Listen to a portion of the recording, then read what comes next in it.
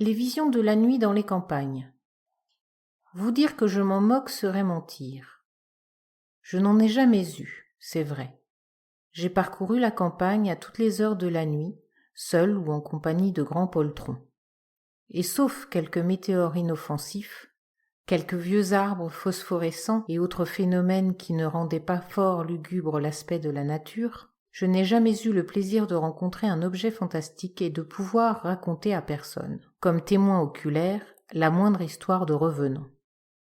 Eh bien, cependant, je ne suis pas de ceux qui disent, en présence des superstitions rustiques, mensonges, imbécilité, vision de la peur, je dis phénomène de vision, ou phénomène extérieur insolite et incompris.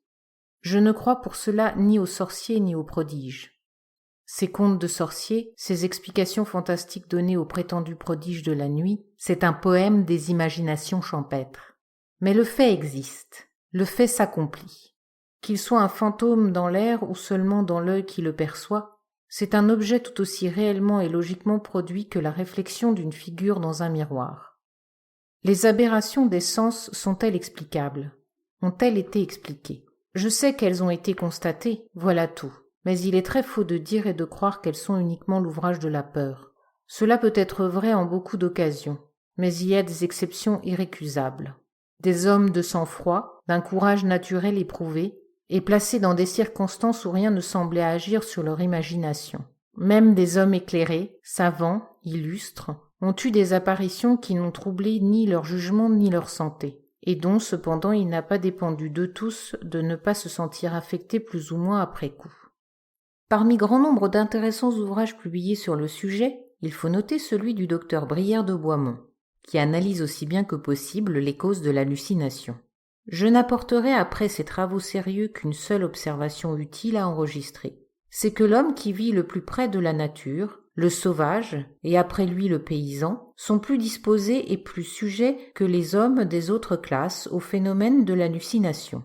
Sans doute l'ignorance et la superstition les forcent à prendre pour des prodiges surnaturels ces simples aberrations de leurs sens. Mais ce n'est pas toujours l'imagination qui les produit. Je le répète, elle ne fait le plus souvent que les expliquer à sa guise. Dira-t-on que l'éducation première, les contes de la veillée, les récits effrayants de la nourrice et de la grand-mère disposent les enfants et même les hommes à éprouver ce phénomène? Je le veux bien. Dira-t-on encore que les plus simples notions de physique élémentaire et un peu de moquerie voltairienne en purgeraient aisément les campagnes? Cela est moins certain.